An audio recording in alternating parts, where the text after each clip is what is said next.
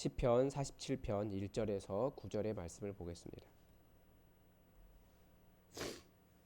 우리 하나님의 말씀을 다 함께 받들어 읽겠습니다. 표제부터 같이 읽겠습니다. 고라 자손의 시 인도자를 따라 부르는 노래. 너희 만민들아 손바닥을 치고 즐거운 소리로 하나님께 외칠지어다. 지존하신 여호와는 두려우시고 온 땅의 큰 왕이 되심이로다. 여호와께서 만민을 우리에게 나라들을 우리 발 아래에 복종하게 하시며 우리를 위하여 기업을 택하셨나니 곧 사랑하신 야곱의 영화로다. 셀라. 하나님께서 즐거운 함성 중에 올라가시며 여호와께서 나팔 소리 중에 올라가시도다. 찬송하라 하나님을 찬송하라. 찬송하라 우리 왕을 찬송하라. 하나님은 온 땅의 왕이심이라. 지혜의 시로 찬송할지어다. 하나님이 뭇 백성을 다스리시며 하나님이 그의 거룩한 보좌에 앉으셨도다. 뭇 나라의 고관들이 모이며 아브라함의 하나님의 백성이 되도다. 세상의 모든 방패는 하나님의 것임. 그의 높임을 받으시리로다. 아멘. 특별히 PPT 화면을 띄운 이유는 오늘부터 특별한 걸 한번 해보려고 했는데 잘 안 됐습니다. 다음엔 될 거라고 생각하는데, 원래 설교라고 하는 것은 본문을 함께 보면서 강해하는 겁니다. 그래서 정말 위대한 설교자들은 성경을 이렇게 들고 이렇게 설교를 해요. 강대상 굉장히 작고 설교를 이렇게 들고 성경을 들고 하는데 그렇게는 안 되고, 저기에 이제 앞으로 저 화면을 녹화해서 저기에 제 얼굴도 같이 나가면서 그렇게 하려고 준비하고 있습니다. 먼저 본문을 관찰할 때 시편은 주제를 잘 나눠야 됩니다. 아니, 단락을 잘 나눠야 됩니다. 그래서 47편 처음에 나오는 것은 표제라고 말씀을 드렸습니다. 그래서 이 표제는 이 표제도 성경 안에 들어있는 것이다 라고 말씀을 드렸어요. 그러니까 인도자를 따라 부르는 노래입니다.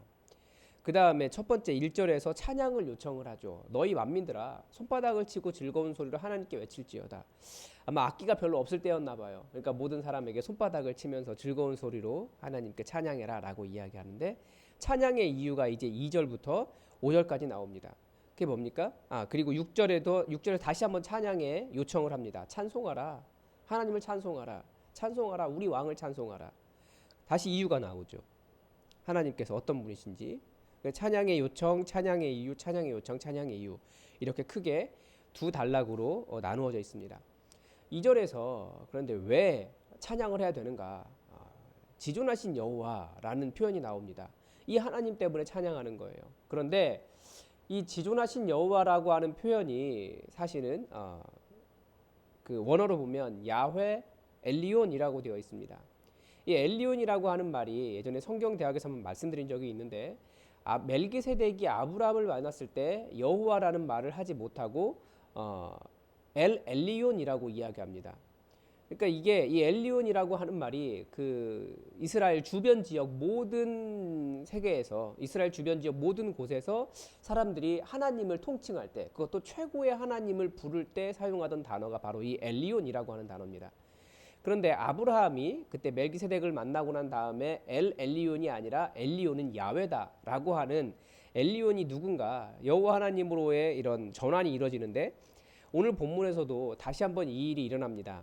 그래서 지금 이 야훼 엘리온이라고 부르는 이유는 뭐라고 할까요? 이 하나님께서 그냥 하나님이 아니고 야훼라고 하는 하나님께서 그 지역 국제 전체에서 다 인정받는 하나님이 되셨다, 신이 되셨다라고 하는 표현으로 야훼 엘리온, 지존하신 여호와 이렇게 되어 있습니다.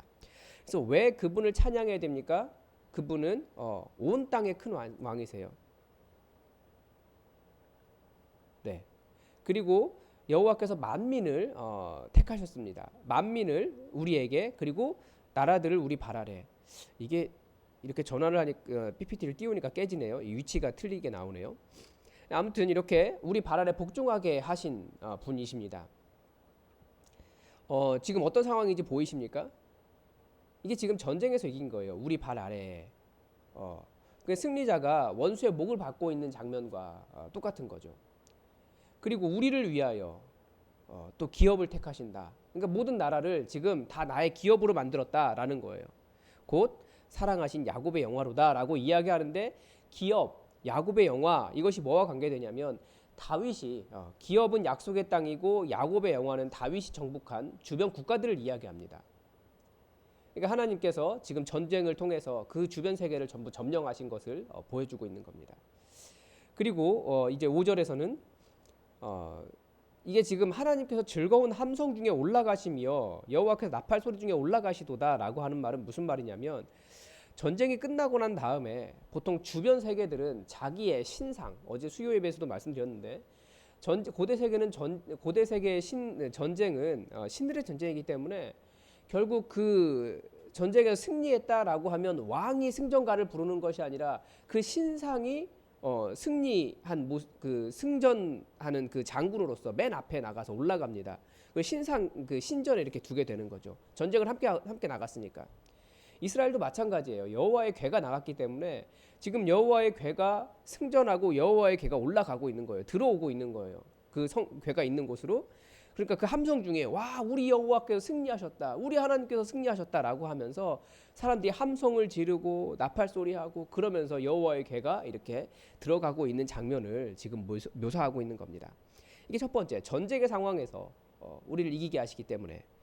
그 다음에 두 번째, 찬양하라고 하는 이유는 그렇게 해서 하나님이 온 땅의 왕이 되셨다라는 거예요. 아까 말한 지존하신 여호와 야훼 엘리온, 그 지역 최고의 신이라고 하는 엘리온의 이름을 야훼께서 차지하셨다라고 하는 의미로 이렇게 됩니다.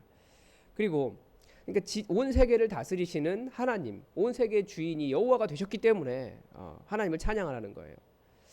그래서 하나님께서 단순히 그것뿐만 아니라 문 백성, 온 열방의 통치자가 되셨고, 그리고 전쟁에서 승리한 후에 여호와의 궤가 그 있는 곳에 안치하는 모습을 묘사하면서 거룩한 보좌에 앉으셨다라고 비유해서 이야기하고 있습니다. 그래서 뭇 백성들, 이제 고관들에게도 이야기하는 거죠. 뭇 나라의 고관들, 점령한 나라들에게도 이야기하는 거예요. 하나님은 그 모든 사람 다 품어주시는 분이라는 거죠. 아브라함의 백성 되어다 너희들도. 그래서 온 세상을 품으시는 그 자비로우신 하나님, 그들의 하나님도 되실 수 있다라고 하는 것을 보여줍니다. 그래서 본문의 강조점은 무엇입니까?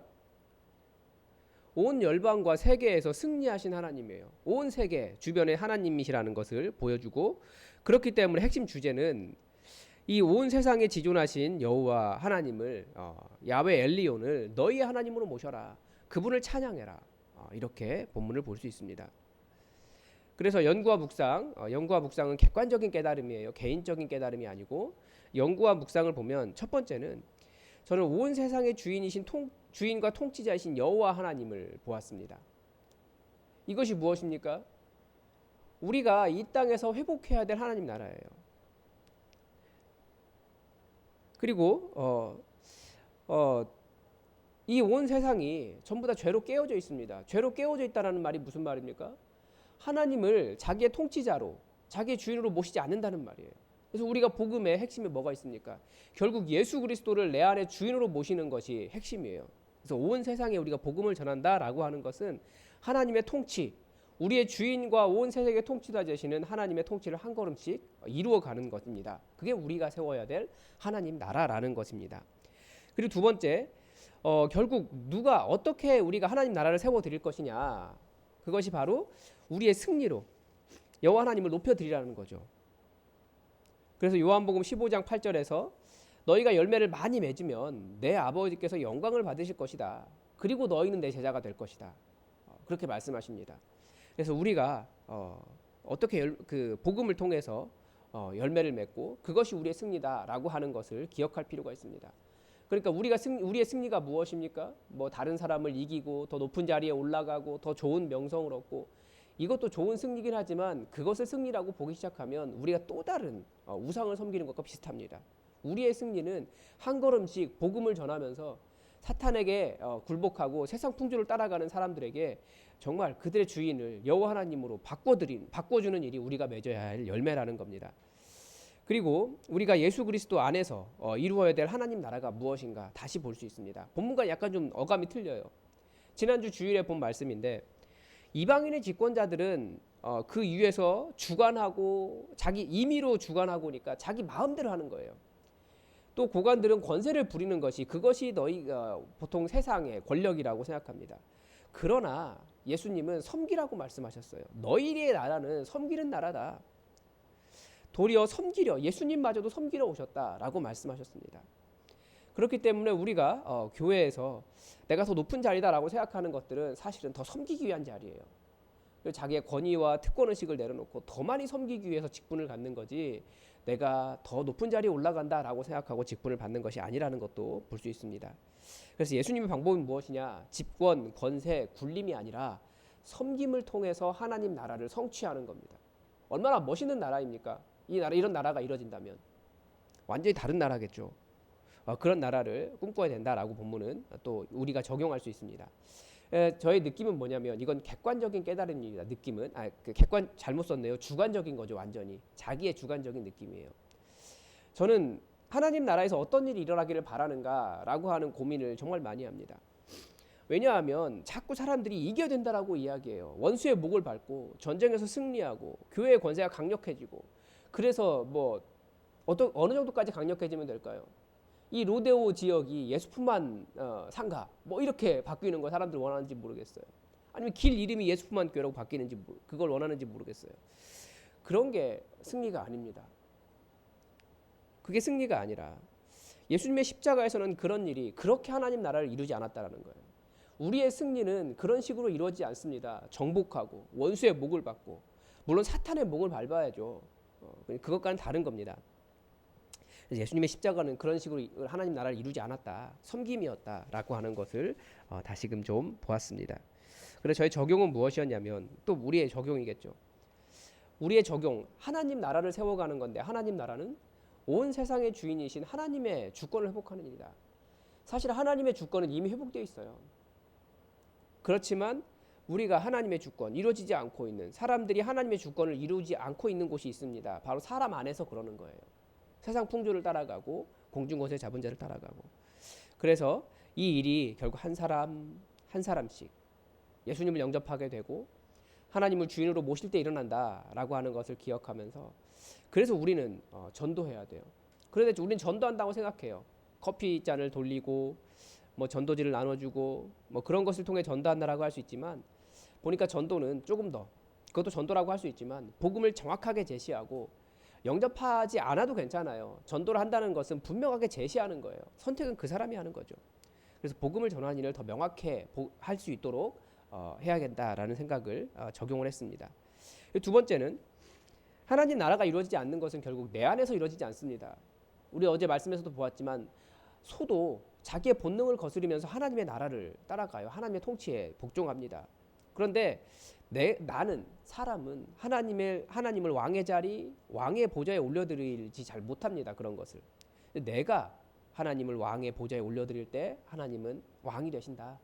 그래서 우리가 점점 그렇게 우리의 왕좌를 포기하고 하나님을 나의 왕으로 모셔야 된다라는 것을 보았습니다. 그래서 오늘 나는 어떻게 내려놓고 주님을 나의 왕좌에, 그리고 우리 교회의 왕좌에 모실 것인가를 생각해 보았습니다. 가장 기본적으로는 개인의 경건의 훈련입니다. 내일이 바빠요. 분주해요. 해야 될 일이 가득합니다. 그러나 성경을 읽고 또 묵상하고 찬양하는 일을 우리가 꾸준히 오늘 하루도 좀 감당해야겠다라는 것을 보았고요. 그리고 복음을 확장하려는 교회의 일에 동참하는 겁니다. 우리가 목장을 하는 이유도 복음을 확장하기 위해서 그래요. 오늘 목자 교육이 있는데, 오늘 목자 교육은 특별히 목장의 순서에 관해서 이야기합니다. 그래서 오늘 더 중요한데 잘 이루어질 수 있도록 여러분이 기도 부탁드립니다. 저에게 잘 전달할 수 있는 능력을 달라고 여러분 기도해 주십시오.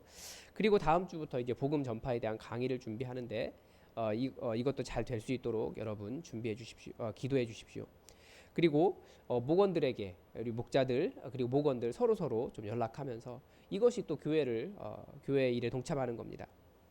그 다음에 사람들에게 나의 주인은 여호와 하나님이시다를 알게 하는 거죠. 이것이 뭐냐면, 내가 높은 사람처럼 위에서 평가하고 판단하는 것이 아니라 그것을 내려놓는 거예요. 먼저 섬기는 겁니다. 가장 가까이 가족들에게. 그래서 저는 또 오늘도 설거지를 열심히 하기로 결단했습니다. 여기서도 한 가지 더 해야 되는데 아직 다 하지 못하는 일이 있지만, 점점 그렇게 하고, 또 자녀들을 사랑하고, 이런 것들도 전부 다 내가 하나님을 나의 주인으로 모셨기 때문에 내가 섬기는 것이 될 수 있어요. 나의 가족뿐만 아니라 주변에서도 그렇게 먼저 섬기는 일이 우리에게 일어나길 바랍니다. 기도하겠습니다.